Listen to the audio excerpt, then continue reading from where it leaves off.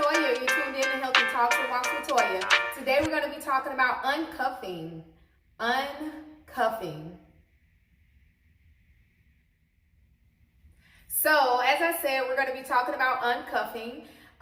Cuffing season in the Urban Dictionary is defined as during the cold season, like winter months normally, and it's when it's a season of drought, basically, and desperation, and you generally settle for friendships or relationships that's beneath your standards because everybody is getting coupled up, or sometimes it's referred to as booed up. So you want somebody too, so you just start, entertaining somebody that's beneath your standards. So I would like to take it a step further and say, what if it's thought processes that's beneath your standards? What if it's patterns that are beneath your standards? And just unhealthy thinking and all of that, that's beneath your standards. But we've stayed with them so long, and they just normal to us, right? So I decided to do this because I've been following Transformation Church. Shouts out to Pastor Michael Todd. He's doing a whole season on uncuffing. And so he was just talking about the uncuffing from the wrong things and cuffing to Christ.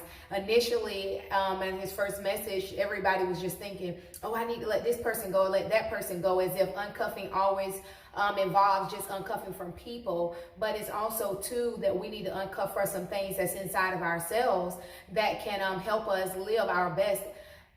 Just the way God wanted us to be, we can live full out once we uncuff for some things. So, inspired by that, I decided to write a poem. It's called Uncuffing Part 1.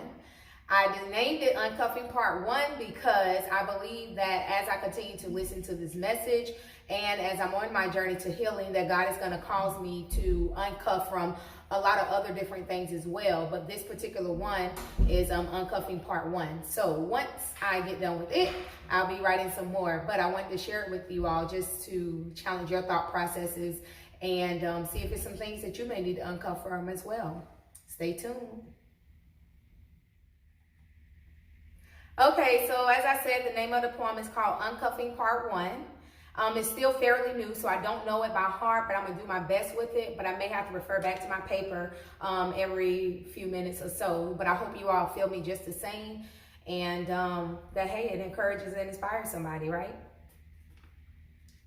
I have made my bed so many times with hardships, and although God has carried me through them all, it has in a major way skewed my perception of winning. Over the many years of what I've internalized as defeat, I've resolved that surviving is for me and thriving is for everyone else. If I may be honest, I'm almost afraid to win. I think in some ways I am subconsciously and unintentionally addicted to struggling. I know in times past, I would purposely choose the hard way. I felt it would prove something.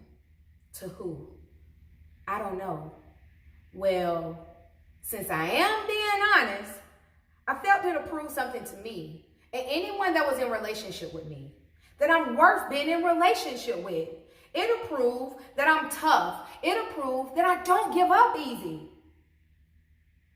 It'll prove that I'm worth the fight.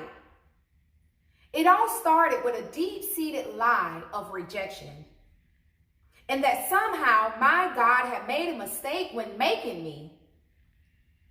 My life hardships, whether intentional or unintentional, always had a way of making me be the problem. I'm the reason I was touched as a kid by a trusted adult. I'm the reason my sister got killed because I didn't do anything to stop it.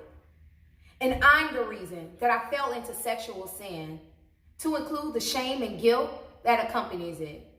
It wasn't like I wasn't exposed to it. And I'm the reason that people have treated me badly and walked away.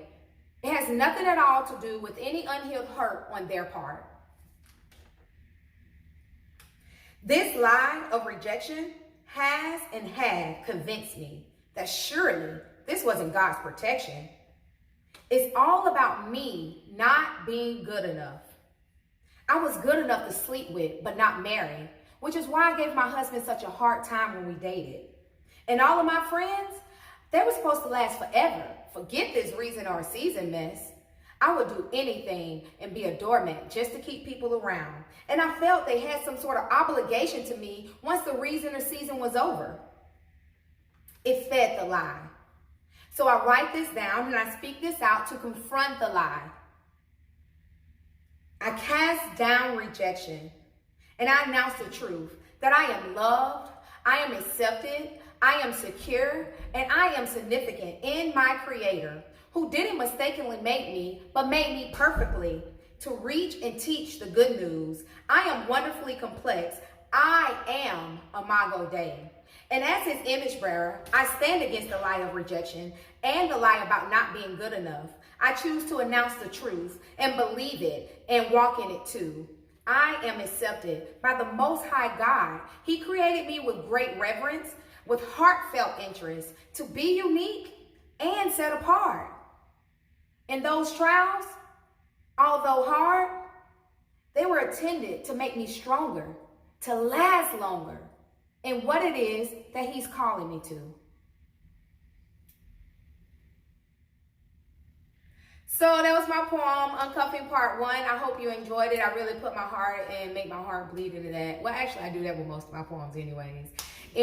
Like I said, I hope you enjoy it, and I hope that it helps you in your journey to uncuffing as it is helping me in mine, and further us in our journey to healing so that we may reach the people that we're called to reach, and we may hand down healing. We can't hand down something we don't have, and so a lot of times we get it confused thinking we can hand down healing or act in a healing way when we haven't been healed, and that's not true. So this is just a part of my healing process, and that's what Healthy Talks and Walks is about on my journey to healing. And hopefully you all, like I said, get something out of it. Please comment, subscribe, share, and let me know what you think. Is there anything that you are uncuffing from or that you feel like you may need to uncuff from? And yeah, so that's what it is. This is Toya. I'm signing off from Healthy Talks and Walks, and I'll see you guys next week.